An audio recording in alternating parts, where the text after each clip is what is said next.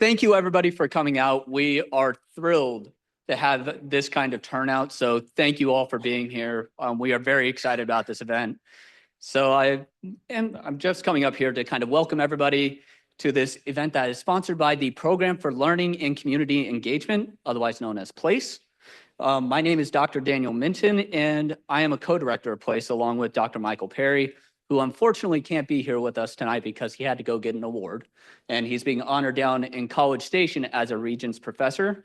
So yeah, let's all give him a round of applause. He's going to watch this recording later, so I want to make sure he's getting his acknowledgement here. But before we get started, I also wanted to thank Christy and Shannon today for helping get this event all put together. And Christy, you seriously have made PLACE, actually function this year and getting everything put together. So thank you so much, Christy. If you enjoyed the food, make sure to give her a round of applause as well. All right, so I want to talk a little bit about what PLACE is and what our goal is here.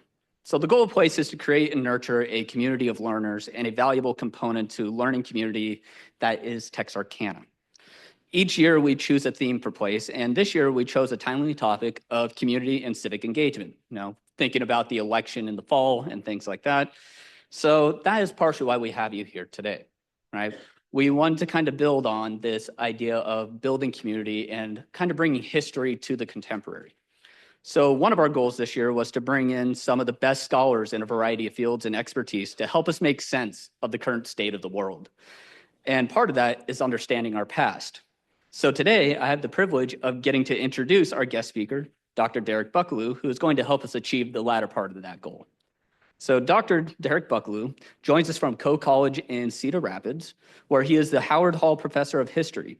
He graduated from Stanford, where he majored in international relations for his undergraduate degree and completed his Ph.D. in history at Emory University. He has taught at Coe College in Cedar Rapids for over 23 years, where he has served as a department chair and taught a broad range of courses, including the American War in Vietnam, Native American history, America in the 1960s, and a May-term travel courses in Vietnam. He has researched and published on a wide variety of topics related to the Vietnam War, modern American politics, and film. So tonight, he's going to give us a talk that he has titled Changing America, the Spirit and the Strands of 60s Activism. So without further ado, I would like you all to help me in giving him a warm welcome and bring Dr. Derek Buckaloo up on stage.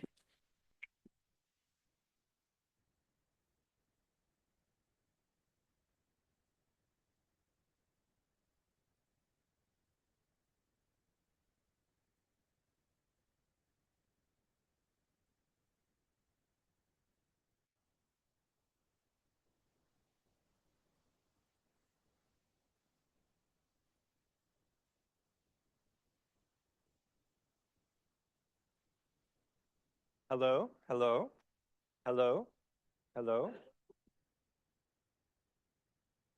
I pushed my button. Let me push it again. Oh, there we go. There we go. Is that better? That seem about right, volume-wise? Okay, very good. Well, thank you very much for that nice introduction and for welcoming me here to campus in Texarkana. It's a thrill to be here and to be part of the programming for this series. I do want to say a few thank yous of my own. Many of them are going to echo Dr. Minton's, but I want to thank the Program for Learning and Community Engagement for the invitation to come down. I want to thank Ms. Christy Watson for all of her work putting together the travel details. They've been wonderful and simple and straightforward and easy. And I want to thank the co-directors of PLACE this year, Dr. Daniel Minton, who we just heard from, and my good friend, Dr. Michael Perry. So Mike and I go back to our graduate school days at Emory University. I met Mike and his wife, Maria, my first few days in Atlanta, and we became thick as thieves and very, very good friends. Mike and I played football together, and we ran together in a group of friends and watched all kinds of games and did all that kind of stuff, as well as supporting each other through graduate school. And for those who've passed through graduate school, you know that can be absolutely crucial. And then Maria was a good friend as well. many, many dinners at their house. She was the first person to make mole sauce for me. And these days, I never pass on ordering the mole when I'm in a Mexican restaurant that has it. So great connections with both Dr. Michael Perry and his wife, Maria. And I know they would love to be here tonight, but of course he's off in College Station being feted himself, and that's well deserved. I do also want to add that while I've stayed in contact with Mike and Maria over the years, talking every few months and sending Christmas cards and this kind of thing, I actually have not seen them in the flesh until last night since I left Atlanta 22 and a half years ago. So it was especially wonderful to be invited to come down and get to see them. We've long wanted to get back together in one way or another, and we were able to do that. I saw them last night. They'll be back tomorrow. I'm staying till Sunday, so we'll have some time to hang out, which will be great. But I really appreciate Place and the co-directors and everybody for inviting me to come down. Okay, well, without further ado, let's go ahead and move into the comments that I want to share with you tonight. And I'm going to keep an eye on the clock. It's an occupational hazard to go a little long, but I'm going to try to bring this in well under an hour if I can. And then happy to take questions or have some discussion of some of these thoughts after my comments. I wanted to talk about the spirit and what I call the strands of 60s activism. There's no era historically in recent time that's more associated with kind of activism and engagement than the 1960s. But as an historian, I'm interested in the historical context for this. Where does that impulse to activism in the 60s come from, and where does it end up going? Really right down to our own time. And I think you're going to end up recognizing that in some ways we're still living in the shadows of the 1960s, even now a quarter of a century into the 21st century. And so part of what I want to do is do something that I always recommend to students, which is kind of build an historical context for understanding something. That can almost never lead you astray. And in my comments tonight, there are kind of three movements, to use kind of a musical comparison, that are part of the piece as a whole. And in succession, I think they'll help us understand this fascinating period more clearly and more deeply. So the first of these movements, the first place I'm going to start, is kind of the relationship between the 1960s and the period that preceded it, another very mythologized era, the 1950s. So I'm going to try to connect the 1950s and the 1960s. Then I'm going to talk a little bit about this thing I call the spirit of the 60s and try to suggest how it grows out of and also counters certain aspects of the period before it, the 1950s. And then relatively briefly, we'll look at the 60s on down to our own time, where this spirit of the 60s unfolds in a variety of strands that are similar but distinct and are central, really, I think, to still understanding our divided politics today. So I think you're going to see some echoes of an explanation for kind of where we find ourselves in what I usually call the Obama-Trump era. With all due respect to Joe Biden, I might have to change the name, but this era we've been in the last decade and a half or so, where there's some relatively serious divisions in our politics, and I think some of that explanation takes us back to the 1960s. So I want to start with the first of these movements, the relationship between the 60s and the 50s. And part of what fascinates me, and I think lots of people who think about this, is how oddly combined those two eras are, at least when you think about them in sort of stereotypical terms. They seem so different from each other. They seem totally different. And of course, if we think about the stereotype 1950s, it's white picket fences and sock hops and father knows best. And you're picturing sitcoms and you're picturing kind of an idyllic but very white suburban life. And of course, the 50s there is some truth to all of that, but it's a relatively limited picture of that era. And of course, the 60s are equally as stereotyped, with the counterculture and long-haired hippies and angry protesters in the streets. And you can almost hear the Jimi Hendrix song over the montage of images from the 1960s. So both of these eras are kind of suffused in myth in a lot of ways. And part of what this gets at, I'll just mention, is the idea of historical memory. If everything has a history, so does how we remember things as a society. And more historians are taking this kind of idea very, very seriously. In other words, it's not so much about exactly what events happened in the 1960s as perhaps how are the 60s remembered by people as they move forward. And when they invoke the 60s or compare other eras, what do they mean when they do that? And so this is about remembering.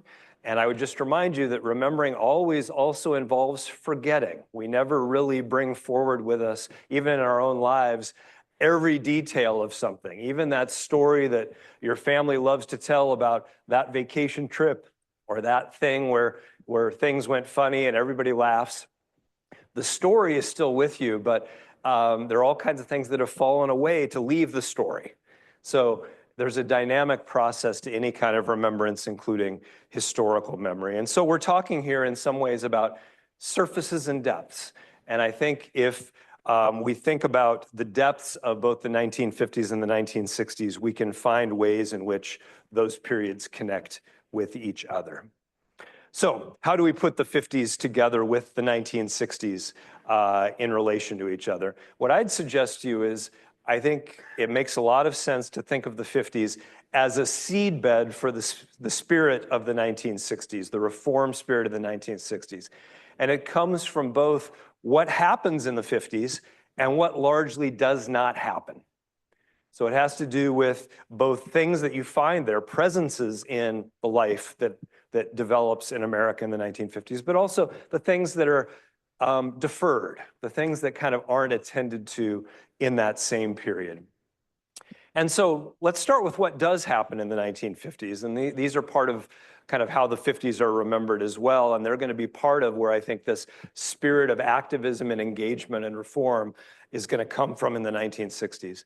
And the first of these is economic growth and progress in the 1950s. There's no doubt that this is a remarkable, expanding economy.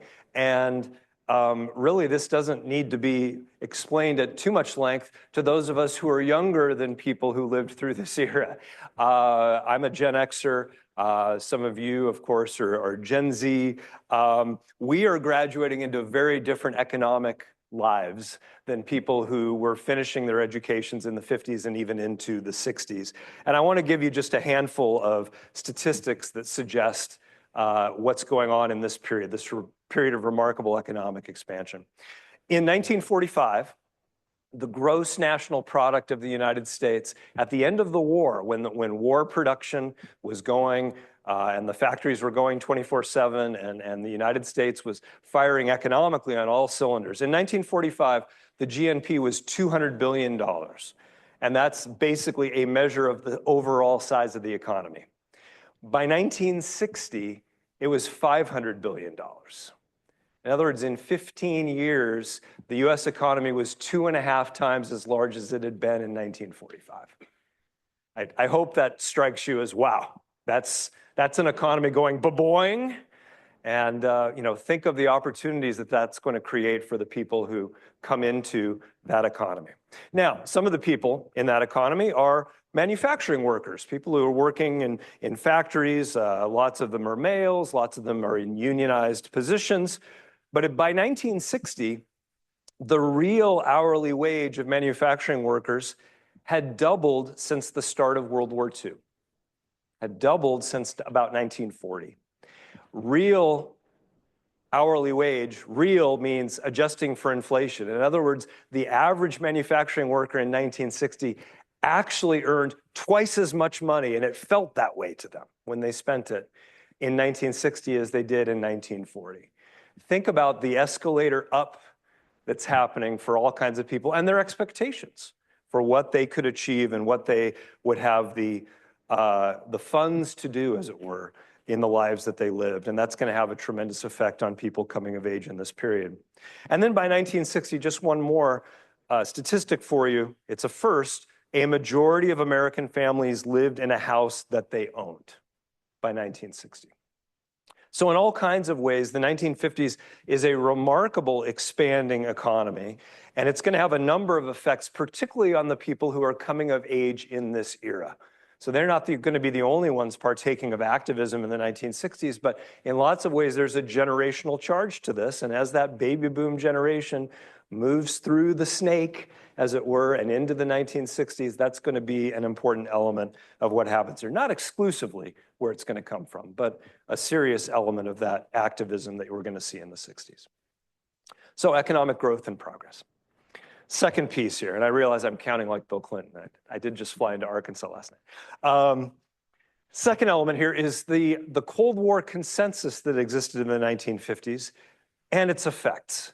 And the effects are largely about chilling open questioning and debates about US culture and what should be done here. And so we're talking now about the move from the atomic bomb to hydrogen bombs and the arms race with the Soviet Union. We're talking about the Korean War that unfolds from 1950 to 1953. We're talking about the quintessential 50s presidential administration, the Eisenhower administration, which was full of people who were firmly committed to containing communism and to the Cold War, including what are often called true believers, people who absolutely believed that the communists were evil and Americans were on the side of right, like John Foster Dulles, the Secretary of State. And we're talking, most crucially for my comments tonight, about a domestic Cold War, which is often called McCarthyism, the Second Red Scare from 1949 to about 1954, which pressured people toward conformity, pressured people to stay inside of the lines in one way or another. And even after Joe McCarthy is censured by the Senate in 1954, this lingers through the 50s and into the early 60s. And what this creates is a period that was experienced by many people as one of kind of fearful stasis, kind of not asking too many questions about what should be changed, not being associated with the communists or the Soviets who were asking serious questions about how just American society was. And those who didn't like any of the changes that could potentially be happening loved to paint with a broad brush, loved to suggest that all kinds of movements were full of socialists or communists or wouldn't be asking for what they were asking for if it weren't for the communists, without having to look very carefully at, for example, the way that Black people might be treated in the United States in the same period. And so for all kinds of people, this is a period where debate is chilled, questions are deferred, debate has to wait. And in lots of ways, it will wait until a later era, a little further removed from that second Red Scare, and charged by all kinds of young people in particular who are asking serious questions about the rules and why the rules exist and who is where and why and that sort of thing. And that leads me to the last point I want to make about what does happen in the 1950s. And that has to do with a broadly promulgated and largely accepted ideology that was built on hierarchies in the 1950s. There were a lot of very well-defined roles for Americans in the 1950s. And this chilled question of the Cold War kept lots of people from asking as many questions as perhaps they might have if they had felt more free to do it. And in order to get at kind of these hierarchies, I want to pull over a concept from sociology that historians make a lot of use of, which is sort of a set of identities that we often think in terms of. And that, the identities we're going to use, there's more than just this list, but I'm going to use race and class and gender to try to suggest kind of what we're seeing in the 1950s. So with regard to race, just a reminder that the Jim Crow South is alive and well throughout the 50s and deep into the 60s, right? The Jim Crow South is a white supremacist South. It's a South where very clearly whites and blacks are living particular lives, and it's more than just separated lives. It's clearly lives where whites are privileged and blacks are not. But even in the North has its own version of racial challenge. And for example, there were important institutions in the North that often centered white people or empowered white people and left black people marginalized. I'm talking about unions that existed in the North. I'm talking about law firms that could choose who they were hiring and who they weren't going to hire. And I'm talking most famously about housing, very, very segregated housing in lots of locations in the North, including Chicago and Detroit and Cleveland and New York and all kinds of places like this. And this was all reinforced by the media that comes in the 1950s, including television, which was a for-profit business that didn't want to offend people very much, and so offered a relatively sanitized, normalized picture of American life that was very, very white, but also buttressed by custom and by law. And so there are clear racial divisions that are going to linger through the 50s and will only come ultimately to be addressed in the 60s, although, as we'll talk about, there are already black folks on the march earlier than this, including in the 50s, that are beginning to move the needle on race relations and challenging that hierarchy that exists in American life. With regard to class, there was, as I mentioned already, broadly shared economic development, but still, some people were more included than others. Even when we're talking just in class terms or resource terms, not everyone could afford to move to the suburbs and buy a home.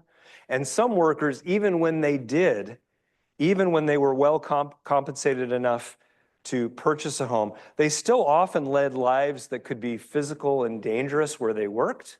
And they often felt like the achievements that they had gotten to were precarious, that they could go away, right? That we bought a little house on a street that we liked, but we just bought the house, and the Depression just ended 15 or 20 years ago, and what if it were all to go away? And so with regard to class, while that remarkable expanding economy is a very real part of this, it's important to recognize that for lots of people who worked with their hands and worked for a living, they could achieve a lot more in the 50s, but it didn't necessarily feel like they could hold on to that.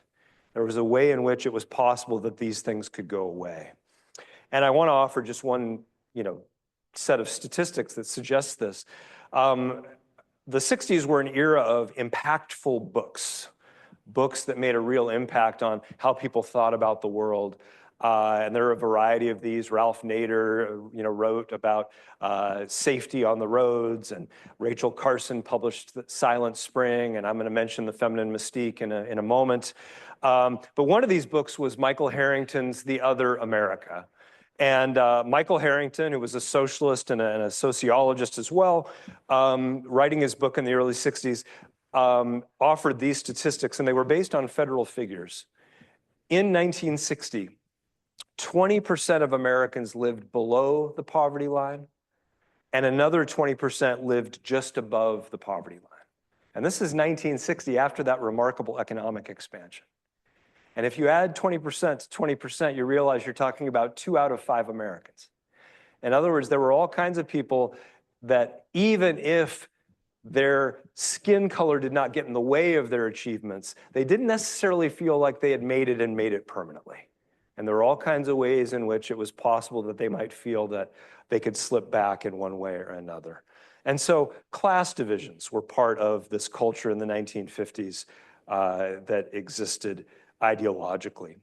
And then gender, famously in the 1950s, the stereotype based on some very real census for this was that this was a fiercely heterosexual and traditionally family-oriented culture.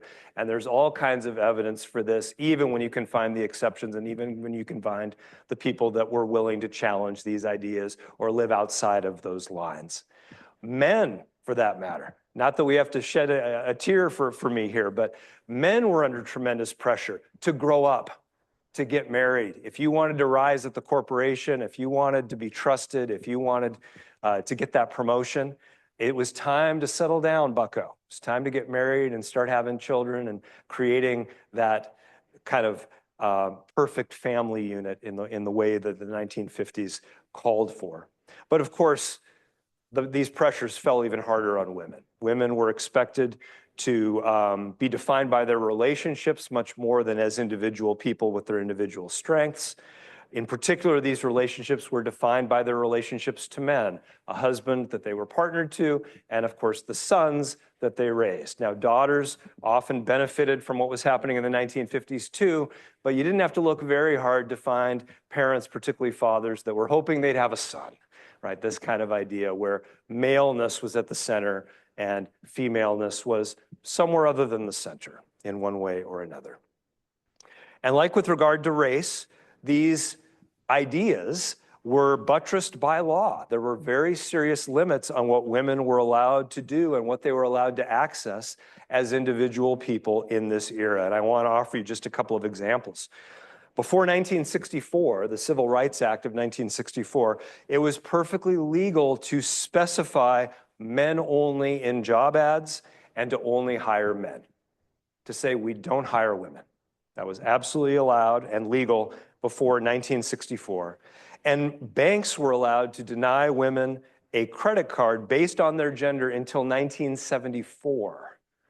And for some of us who are old enough, that starts to sound uncomfortably close to our own time. And in all of these ways, if you start to think about these years, it's like, yeah, that wasn't that long ago that these things were real questions. And so in all kinds of ways, the messages to women were to play a role, to be perhaps educated, but not too educated, to have thoughts, but not too many thoughts, to do the right things in relationship to the men in their lives, and that ultimately that would allow them to find their role and find their bliss, it was argued, in the role they were literally born to play under this ideology, the role of wife and mother. So these are things that are happening in the 1950s that are going to have an impact on what's going to come in the 1960s. This economic expansion, the sort of cultural stasis that was experienced by many in the 50s, and this hierarchical ideology. So what largely isn't happening in the 50s is an active politics addressing those outside of that 1950s consensus culture, and a lot of that is what's going to be addressed in the 1960s. As one very good historian, Elaine Tyler May, has put it, she was discussing family life in this era.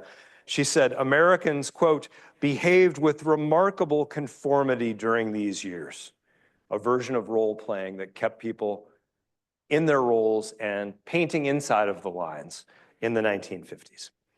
Now, in terms of kind of turning toward the 1960s, let's talk about the baby boom here for just a moment. Caught up in this is the baby boom generation, the children of that era. And we have some of them here today.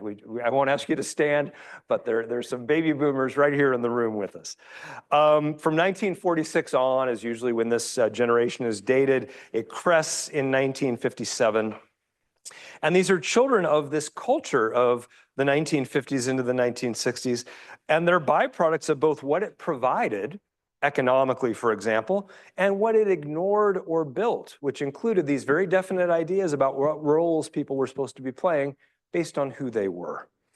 And they're not going to be the only change agents in the 1960s, but they're going to matter a great deal to what's going to come after that. When we talk about the 50s, when we think of the 50s, we often think of it as a conservative era. And certainly compared to the flower power of the late 1960s, that makes a lot of sense. But here I want to qualify the idea of conservatism just a little bit. We often think of periods where life is good for business as conservative eras. But in some ways that can mislead us for this reason.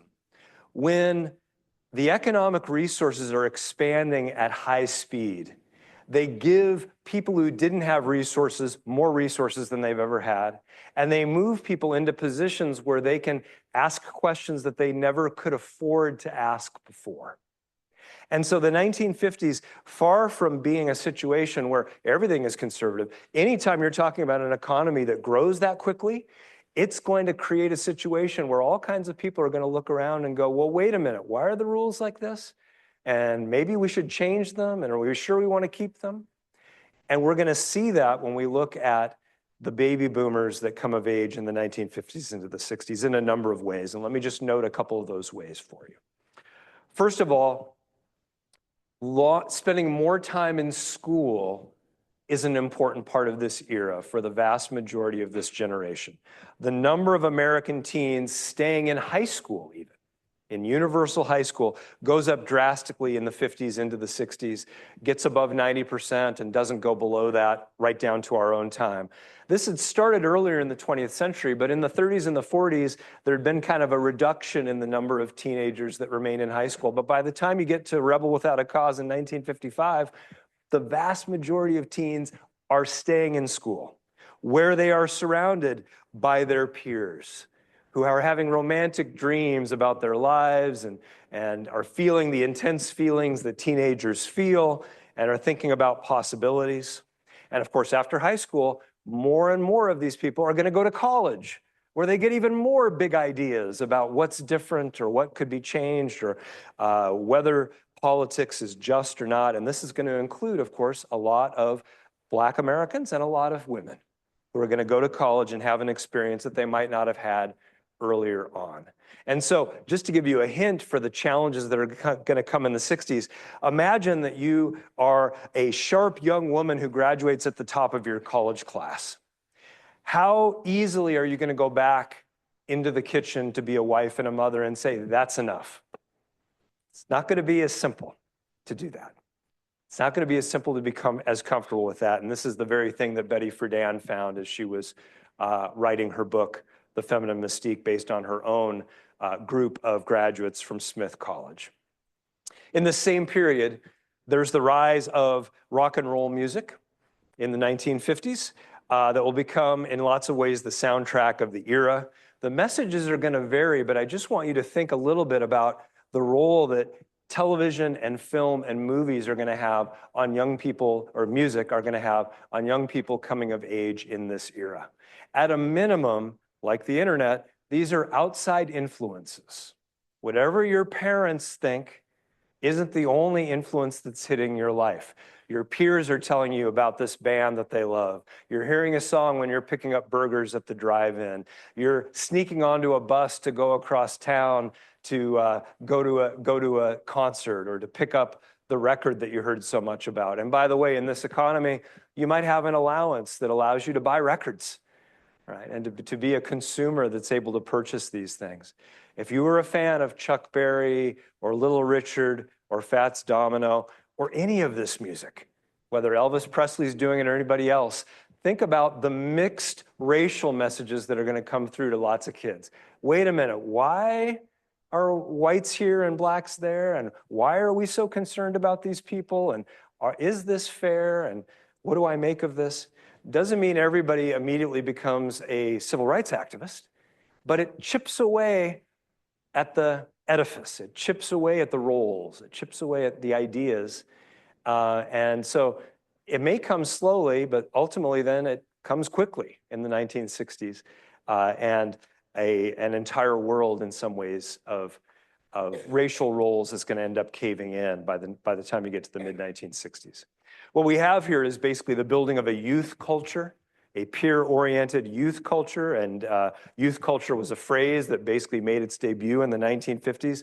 And even teenager, the idea of teens is a 20th century term, but there was no better era to kind of sum up the teen life than in the 1950s. And so this is the 1950s of Catcher in the Rye and Jack Kerouac's On the Road, James Dean and Rebel Without a Cause, Elvis Presley singing Hound Dog. It's a huge generation of people influencing each other and growing up at the center of a culture. And as much political stasis has existed in the 1950s, the plates are beginning to shift culturally and generationally, and they're really going to shift much more aggressively in the 1960s. And of course, some people will be doing the shifting, welcoming that shifting. And then moving toward the 60s itself, I just want to make a note about resources and the possibilities for Black Americans. There are all kinds of things that had changed the realities for lots of Black people in the United States in the 30s and the 40s and the 50s. African Americans moved to new places, places they hadn't lived. They moved to the north, or they moved to where they could survive. During World War II, a lot of them ended up in the military, still segregated, but still they go to basic training and they ship out to Europe or they ship out to Asia, and they're on boats with people that are very different than who they are.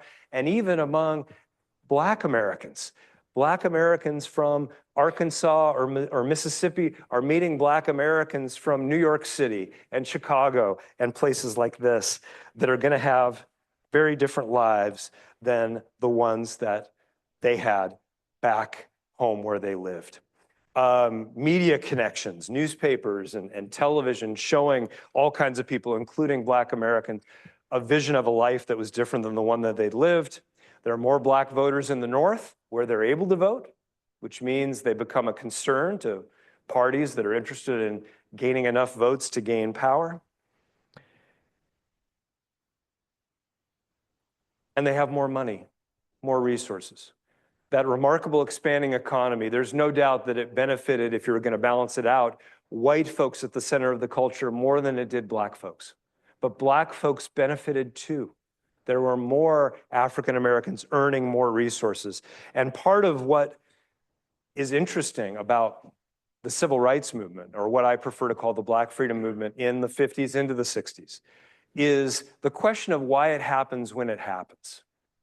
It isn't really that Black lives are clearly any worse than they were before, compared to the 20s, compared to the 1890s, compared to slavery. They aren't worse. So why now? It may have as much to do with the resources that Black Americans were able to bring together, the organization that they were able to muster, both amongst themselves and with allies, that brings that change that we associate so clearly with the 1960s. So in terms of the 50s setting up the 60s, there is both what happened and what did not happen. An expanding, economically confident era gave lots of people resources, but a tight hierarchical culture that, at least in principle, centered whites over non-whites, middle class and wealthy people over those who were more impoverished, straight men over women and gay and lesbian people, Christians over people who were non-Christians, native-born people over immigrants. There are all kinds of ways to think about this, but there were people that were kind of at the top of that pyramid in the 1950s, and many people took that as the way it should be, the way it's always been, nothing to question here. But for lots of people, what that era provided, as well as what it did not address, is going to set up the activism of the 1960s, what I refer to as the spirit of the 1960s. So now moving to the second movement of my comments tonight. Let's make sure I know where I am. Here we go. The spirit of the 1960s and how it grows out of and counters, in some ways, the 1950s. It's empowered by that economic expansion. It's necessitated by the stasis and conformity of the era. And it begins with, I think most US historians would agree, what African Americans are doing heading into this post-World War II era. That age-old division of race creates the first movement that's really going to amplify this spirit of activism and challenging hierarchies in the 1960s. We usually call this the civil rights movement. Just a quick word about language. I tend to call it the Black freedom movement because it was a movement that was always concerned about more than just quote unquote civil rights. Civil rights mattered, whether you could vote or not mattered, but it was always more than that. For most African Americans, they just wanted a chance to build a life for themselves, to create economic avenues, to have fair access to education for themselves and their children, to be able to build their own version of the American dream. And it was broader than a simple question of rights in a Bill of Rights sort of way. As Langston Hughes wrote in a famous line of poetry in 1951, "What happens to a dream deferred?" And there were African Americans who were done deferring their dreams. They wanted to live out their American dream as well, and they were impatient They didn't want to wait for reasons that I think looking back are utterly, utterly understandable. We think of this movement as a 60s thing, and there's some good reasons for this. 1960 is the sit-in movement, for example. 1963 is the March on Washington. And then the two big pieces of federal legislation are the 1964 Civil Rights Act and the 1965 Voting Rights Act. But again, historical context, you can back this up, as I already did, to World War II, right? You know, experiences that young Black people didn't have before, whether it was in the military or moving to take a job in Los Angeles or, you know, going to places where they hadn't been before. Jackie Robinson in the late 40s, the desegregation of the American military under Truman in the late 40s. And then, of course, famously in the 50s, this is a moment where those plates are already beginning to change. The Brown decision, Brown versus Board of Education, is 1954. The Montgomery bus boycott, very famous moment. It makes Martin Luther King a national figure at age 26, by the way. He was only 39 when he was assassinated. I always like to joke with my students, I don't know how old I look, but you know, this guy was 39. He could still be alive today if he had not been killed. But that's 1955, the Montgomery bus boycott. And right here at Little Rock, up the road, 1957, the desegregation of Little Rock High School. And so some of this is already happening, right? If you're building a context for the Black freedom movement of the 1960s, in lots of ways it starts before the 60s. But the spirit of the 60s, the engagement and activism of the era derives from the Black freedom movement. In lots of ways, Black activists show the way. The need to challenge hierarchy and marginalization. The rhetoric of the arguments that can move the needle and change the way people think about what they see around them. How one organizes and stages protests and how one makes sure those protests are tactically sound to actually make a change and move the needle. And a combination of working from outside with activism and protests and also inside the government, passing legislation, judges making decisions within the halls of power. In lots of ways, the model for 60s activism is the Black model, the Black freedom movement. In lots of ways, they showed the way for that spirit of the 1960s that I'm trying to suggest comes through in that era.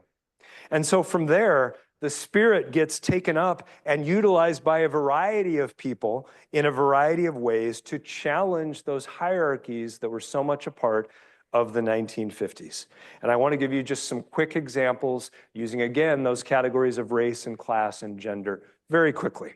With regard to race, I would just note that the word power is going to come up here a few times. One of the ways we see this is the Black Power movement that comes into being in the later 1960s. It's a strand of the Black freedom movement associated with leaders like Stokely Carmichael and H. Rap Brown, asking for actual empowerment for Black people. It was not always clear exactly what that would look like. Even Stokely Carmichael's definitions changed based on who he was addressing. But the idea was, we wish to be empowered to build our own lives. This isn't about asking for rights. We have rights. We are citizens. But we want to be included in an America where we can build our dreams too. But once you have the Black Power movement, you've got all kinds of other movements, a rainbow of movements that are going to take up this activism and they're going to run with it. And so you have Brown Power, the Chicano rights movement of Mexican Americans in California and Colorado, and indeed right here in Texas. And Puerto Rican organizations like the Young Lords, which becomes an activist organization in New York and Philadelphia and Chicago. You have the Red Power movement, the American Indian movement founded in 1968 with protests, both symbolic and sometimes violent, well into the 1970s, challenging the idea of how Native Americans had been treated. And part of this is going to be a call for respecting their power, their native sovereignty, the relationships nation to nation between the federal government of the United States and various Indian nations, what are often referred to as tribes, around the United States. And you even have a yellow power movement, the birth in the late 1960s of the category of Asian Americans. Until that time, Asian Americans thought in national terms, right? I'm Filipino American or I'm Japanese American, but they didn't necessarily see their commonalities with each other. There's a lot of diversity, of course, all the way across Asia. But for the first time, particularly on college campuses on the West Coast, young Asian students began to argue that we're in the same boat here with regard to whether we're able to study ourselves, whether we're able to get the educations we deserve on campus, and they're going to be active for change as well. And so there's a rainbow of colors here, picking up the mantle of the Black freedom movement, organizing and demanding respect and change in the era. With regard to class, and I'm going to just talk about this very quickly, this is most obvious within the government with the declaration by Lyndon Johnson of a war on poverty in the mid-1960s, part of his Great Society. And it's lawyers and organizers pushing for this, fighting for better lives for the impoverished, and in lots of ways, the government responds with legal remedies that make life better or easier for Americans that don't have as many resources. And here, for example, you have Medicare and Medicaid from 1965, the indexing of Social Security payments to inflation, which comes in the mid-1970s. In all kinds of ways, class is addressed here too, although that's less obvious than both race and gender. But that exists here too, and is also controversial, coming down from the 1960s to our own time. And then gender. Here we're talking about the women's movement, the second wave of feminism, what is often called women's liberation. It's very much a counter to the ideology of the 1950s. Betty Friedan went to a reunion at Smith College, a very, very good liberal arts college, women's college down to our own time in Massachusetts. And she was struck by the number of her classmates that felt like they had stepped backward into a family life after their educations, that they weren't able to use all of their skills and talents in the ways that they might have liked to, and that somehow they were being told that they should find their bliss at home, making peanut butter sandwiches and driving carpool. Family is a great thing, by the way. I don't want to sound like I'm throwing shade at family, and children are wonderful, but to have that be the choice, have that be the thing that's available. There were lots of women that Betty Friedan spoke to that spoke very movingly about an absence in their lives, something that they were missing.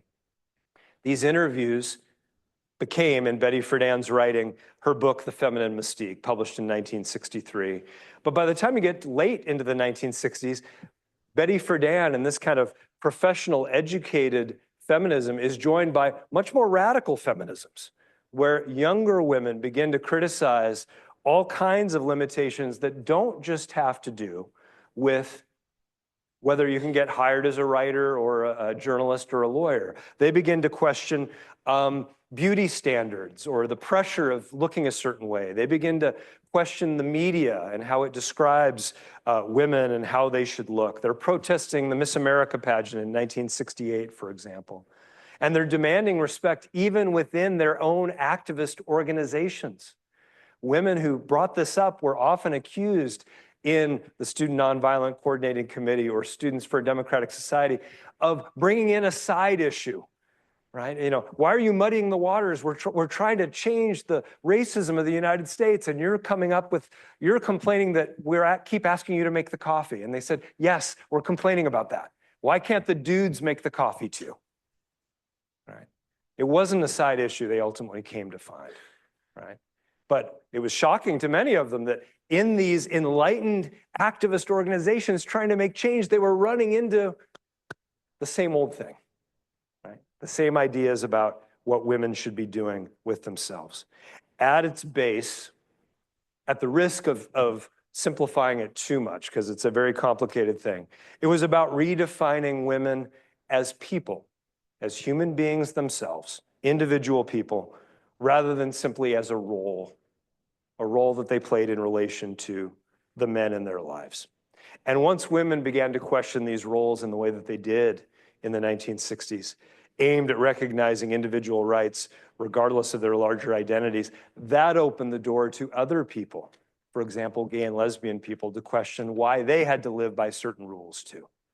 that they had individual rights to be themselves that were important. And so the Stonewall Rebellion, the beginning of the obvious beginning of the gay rights movement, again, we can contextualize it back, comes in June of 1969. And by June of 1970, on the one-year anniversary, we have the first Pride parades. And think about, unfolding to our own time, what Pride has become. It's something that happens in all kinds of towns, including Texarkana. And people show up to these things and buy some food and put a rainbow bracelet on and walk around and celebrate in June. And so it's the beginning of a change that's going to echo down to our own time. So the spirit of the 60s, it grows out of the economy of the 1950s and the stasis of the 1950s, but it also counters the 50s. Empowered by that economic expansion, there are all kinds of young people who become activists, necessitated by the stasis and conformity of the era that they found before that time.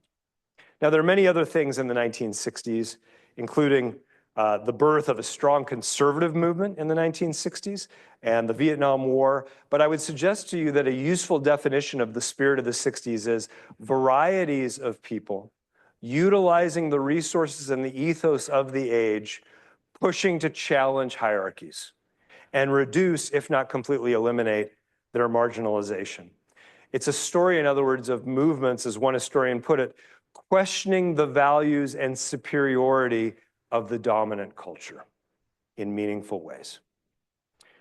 With that, let's turn to the last of these three movements, the strands that take up the spirit of the 1960s and amplify that out right down to our own time, not without resistance from other Americans who don't welcome them, by the way, but they unfold right down to our own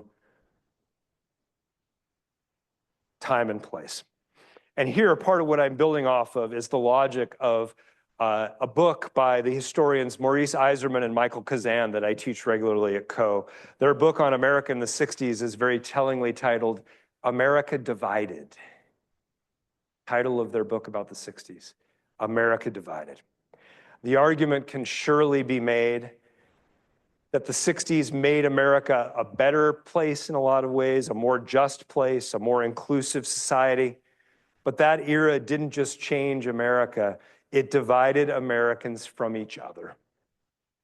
Different Americans responded to the change in different ways.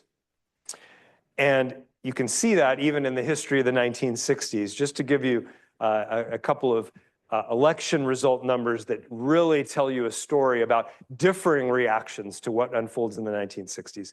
In 1964, the presidential election of 1964, even after he signed the Civil Rights Act of 1964, starting to very clearly take apart the Jim Crow South, Lyndon Johnson got 61% of the vote for president. It's the greatest victory in modern presidential election results. 61% of the vote. And of course, dominated in the Electoral College too. In 1968, just 4 years later though, Richard Nixon, the Republican nominee, and George Wallace, the segregationist governor of Alabama running as an independent, together got 57% of the vote, running against the very politics that Lyndon Johnson loved, running against the Great Society, running for, as they called it, law and order, which basically meant telling all these loud 60s people where to stuff it and to get back in their line, within their roles, back in the closet, whatever it was going to take. That's a huge change. In 4 years, something big has happened.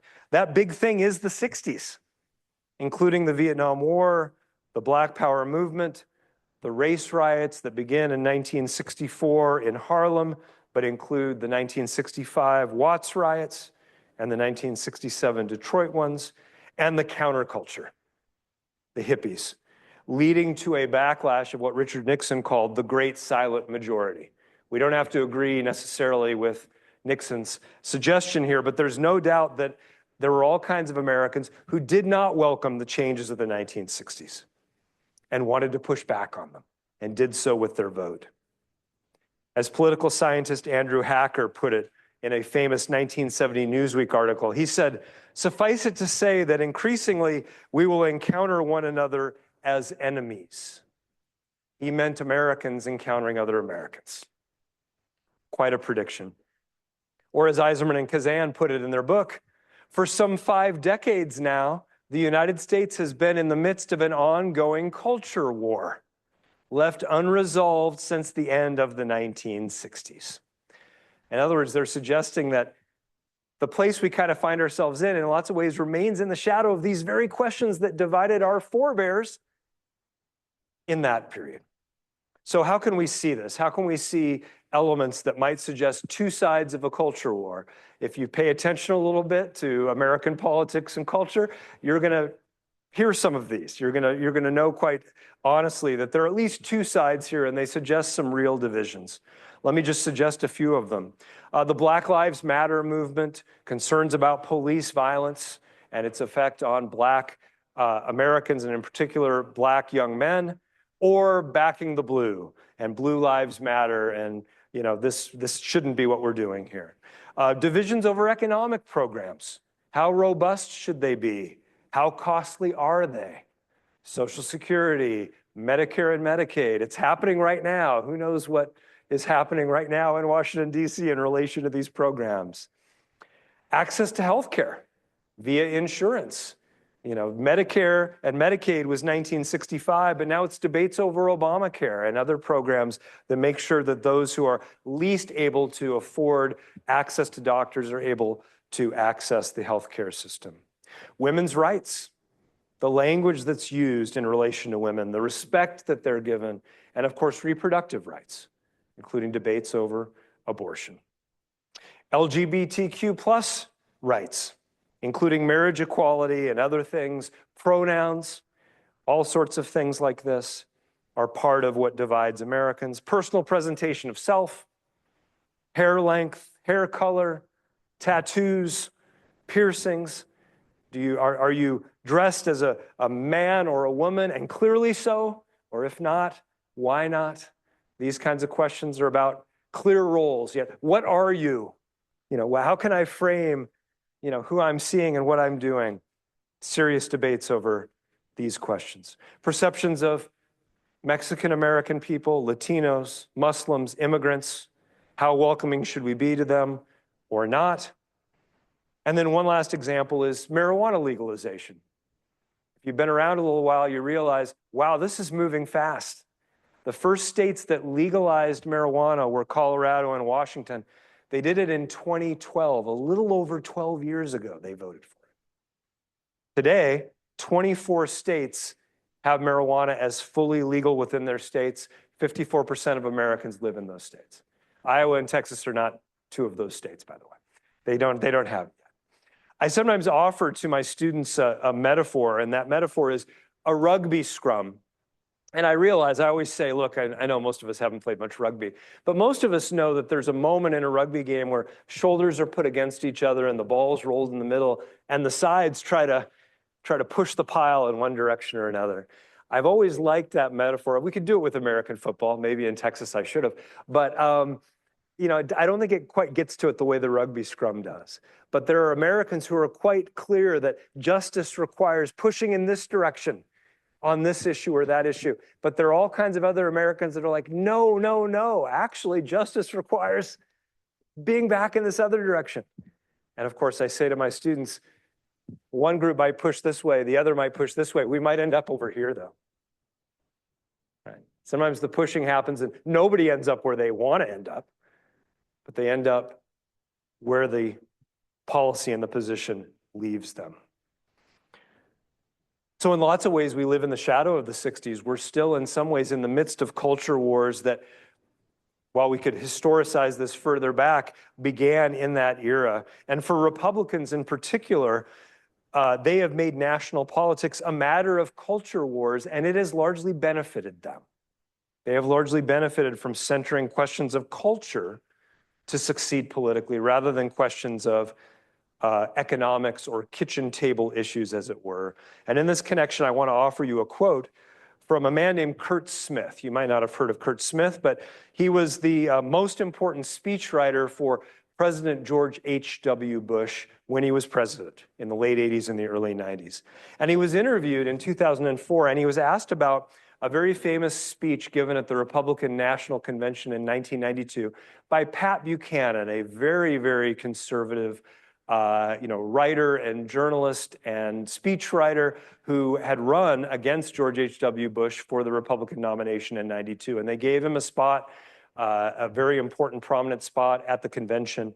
And he gave a speech where he said that America was in the midst of a religious and cultural war. A religious and cultural war. Kurt Smith was asked about this in 2004, and he said, quote, "Who in their right mind could argue with that today? The fact is that over the last 40 years, social and cultural issues win for Republicans. In fact, we only win when we talk about ideas like multiculturalism and voluntary prayer and racial quotas and the cultural decline of America." That was in 2004. But I would suggest this last presidential campaign gave us some hints that that politics has not run out of steam, particularly for the Republican Party. In 2024, the Trump presidential campaign spent hundreds of millions of dollars on basically two issues of campaign ads. Two issues: the racial and cultural threat of immigration, the border, and trans rights. Kamala is for they, them. President Trump is for you.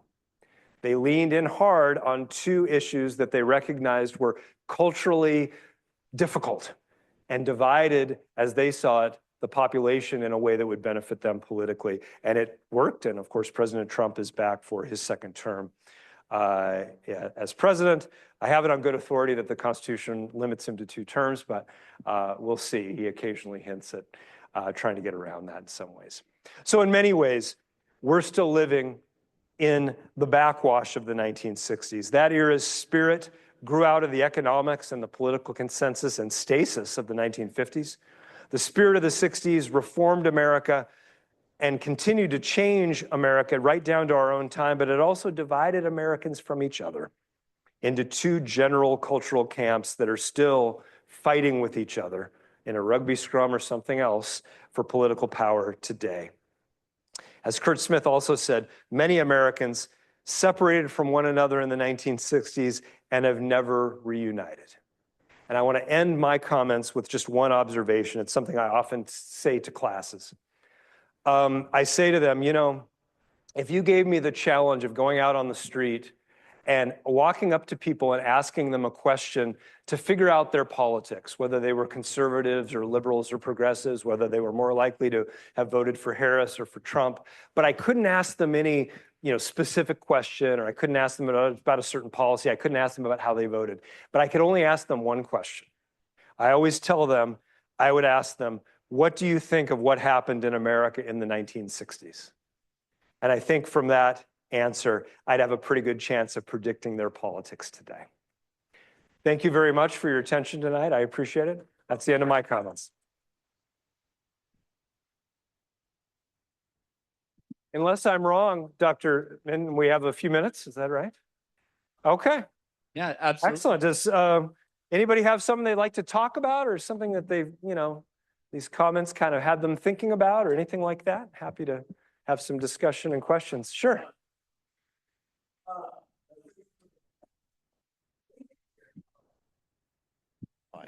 I'm curious, especially watching you do, and thank you, a terrific, expansive, I could never do speech of history.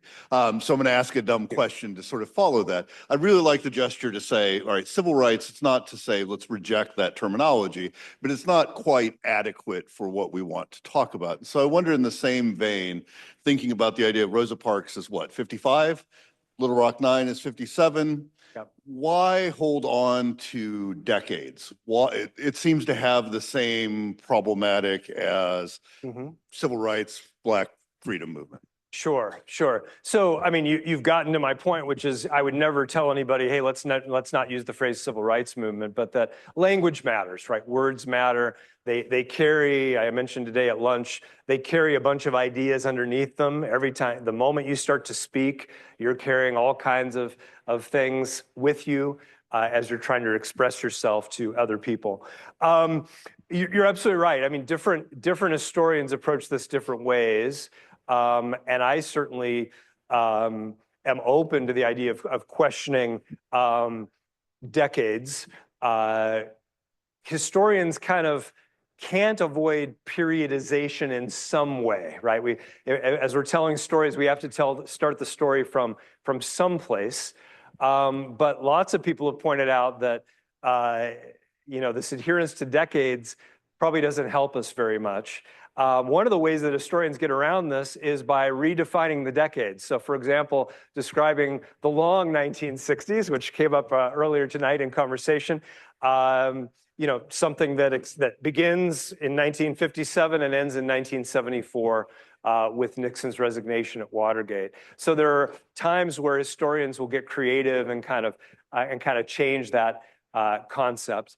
I stayed on decades for these comments largely because of that interesting dynamic of historical memory surrounding the two of them, that they lie next to each other on the calendar. And it's kind of fascinating to think about the ways in which they are connected with each other. But I grant the limitations of that. And so lots of historians would say, too much adherence to this is the wrong way to go. And I would largely agree with that. But you got to organize your thoughts and your presentation one way or another. But you're absolutely right.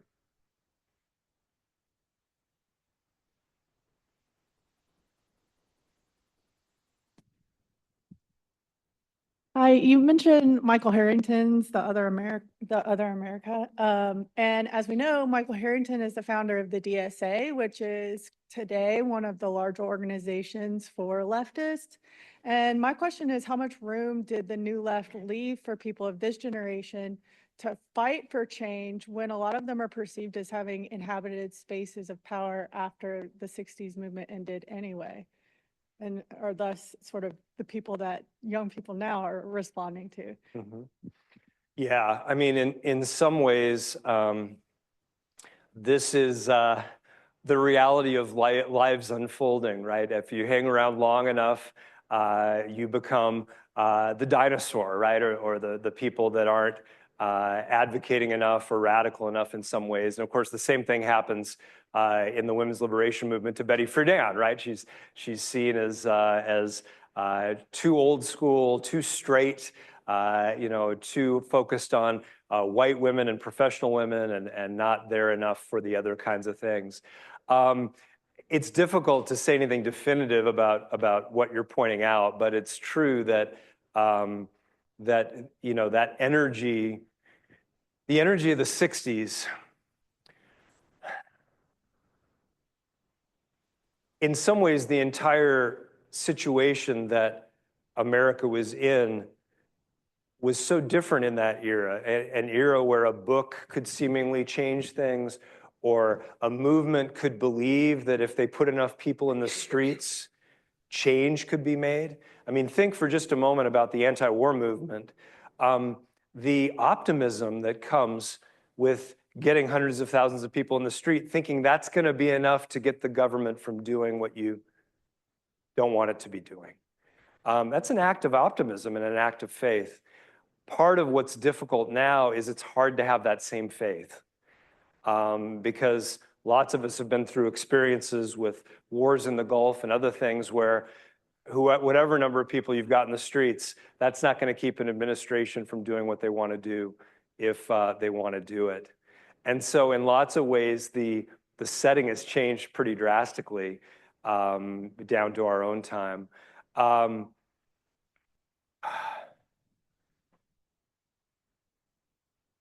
I don't know quite what to say about whether that generation left its legacies high and dry in a way. But we do feel like we're at a moment politically where it's very hard for those groups to gain the traction that I think lots of people might feel that they want. I would just make one last observation about this.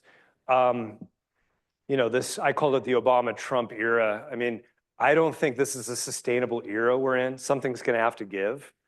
It's a question of what's going to give. You know, in 2016, Bernie Sanders was running for the Democratic nomination and Donald Trump was running for the Republican one. Trump got the nod, Bernie didn't. I'm not saying Bernie wins, but he didn't. And then Trump was elected. In lots of ways, Trump was an outsider who took over a political party and bent it to his approach to politics. Bernie, too, was an outsider, but did not succeed in doing that. And I think that's part of where we find ourselves is, I think, a Democratic Party that doesn't understand that real change needs to come, runs the risk of being left high and dry as a different version of change gets put in place. It's going to be very interesting to see. So I don't know if I responded to your question, but it's hard to fathom that. But you're right. I mean, Harrington's a very interesting figure, and yeah, he's a founding person for DSA. So, thank you for the question. I think that there is possibly a chance that Bernie could have won if the DNC hadn't screwed him over. Yeah, no, I thank you for the comment, and I just wanted to make clear I wasn't sure of it, but I will let you know. So in Iowa, I mean, this has changed now, but because of the Iowa caucuses, right? Everybody in Iowa gets to meet everybody, and everybody comes through town. So we always have to choose when everybody is still in play. And I caucused for Bernie in 2016, and he didn't get the nod. That's in the history game what we call a counterfactual. So because it isn't what happened, it's a speculative question. We can use them profitably to think about history. But I agree with you. I think it's possible that he would have won. I'm not sure he would have, but I think it's possible that he would have. And there's some evidence to suggest that that might be the case. So thank you for the comment.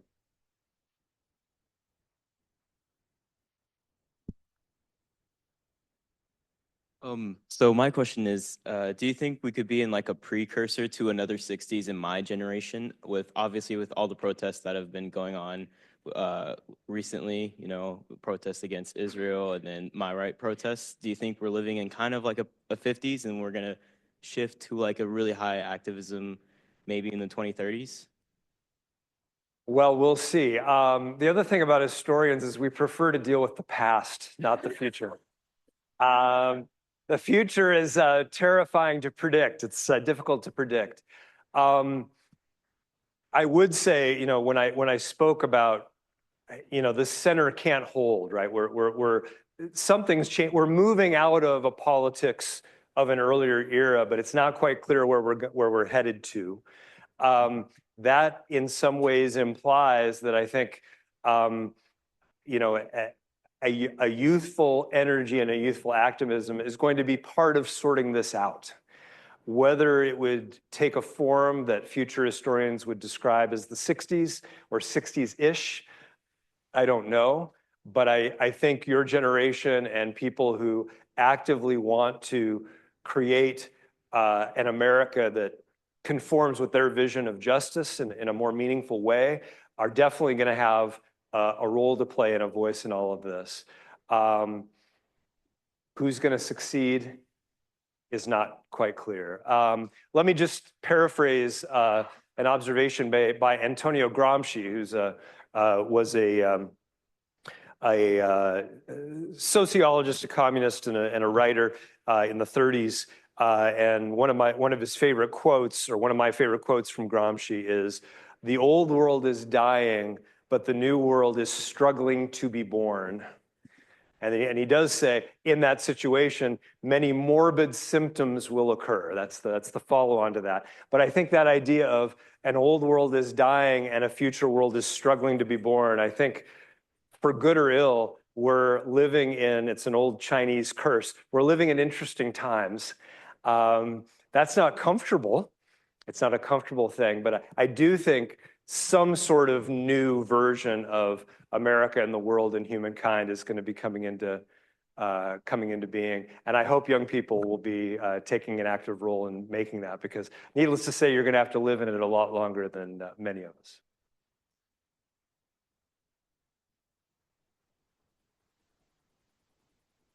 Any other questions from the audience?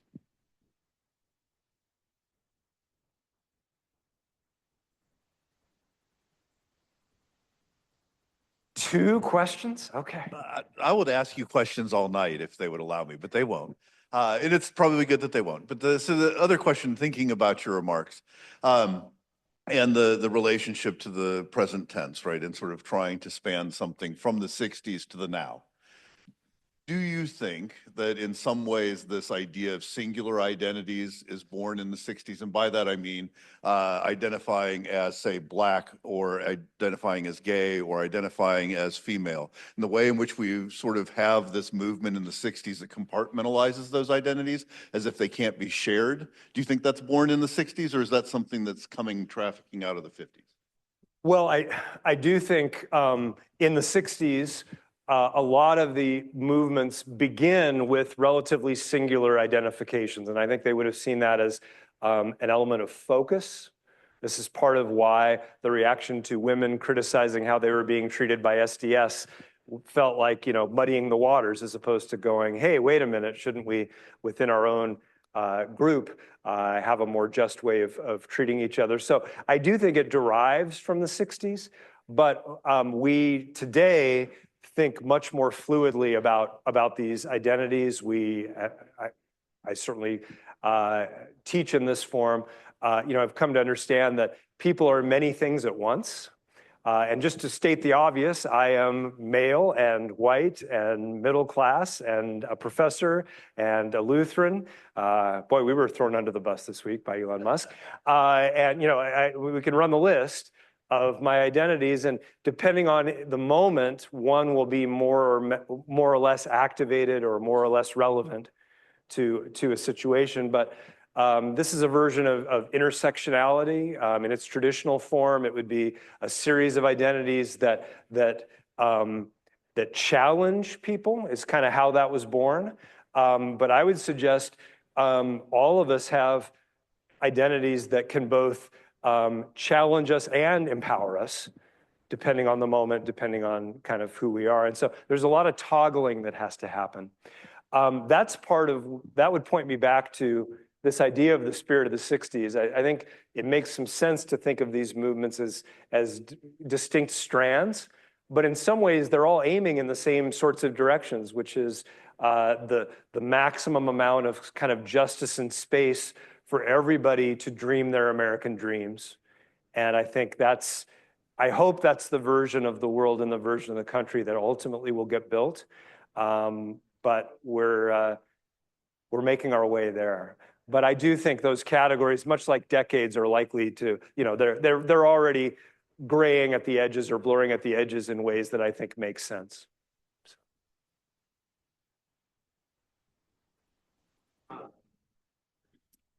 We're recording, we got to have this, yeah.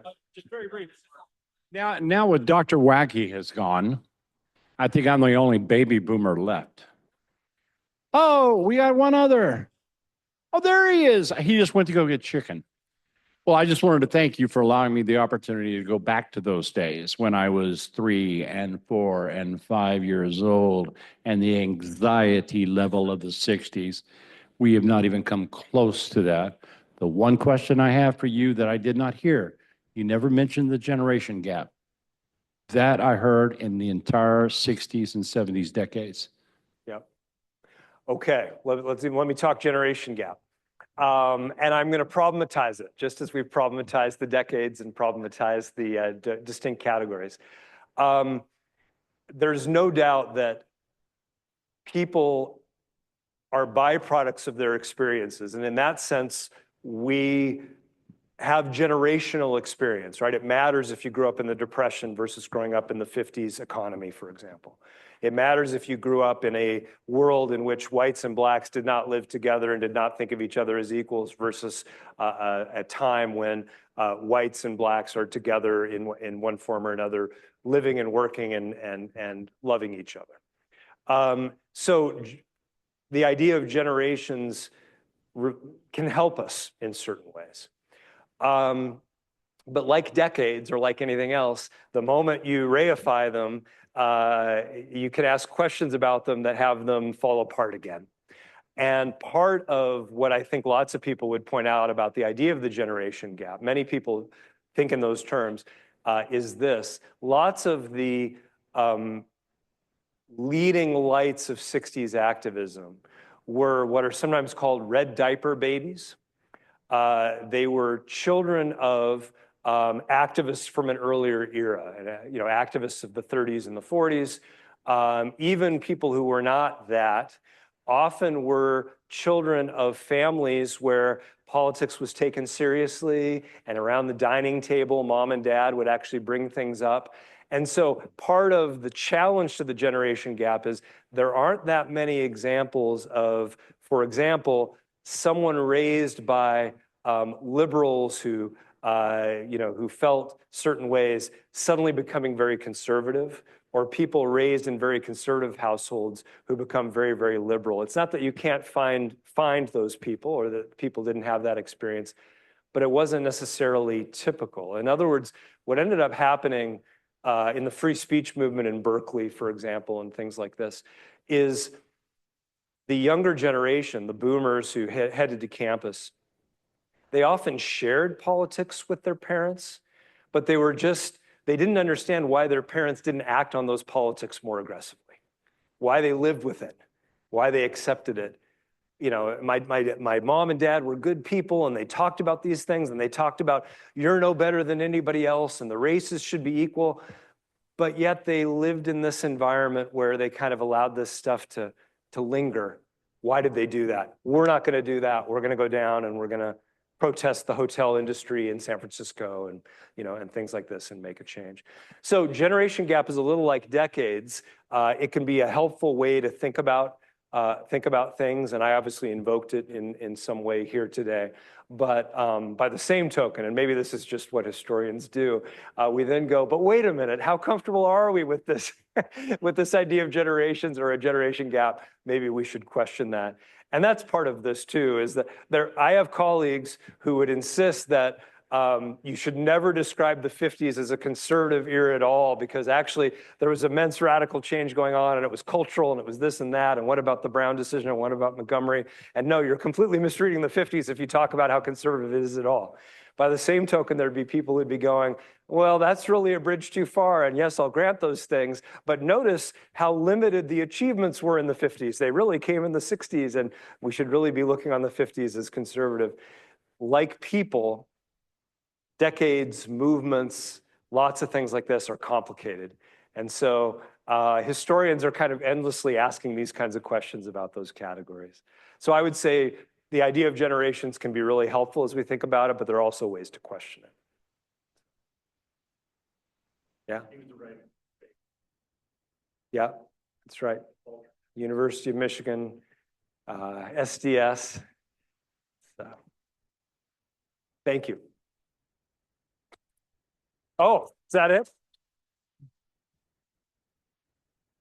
Thank you very much for having me here. It's been wonderful. Thanks for coming out. Have a nice evening. All right, and please take some food, desserts, whatever, grab some leftovers. There's plenty.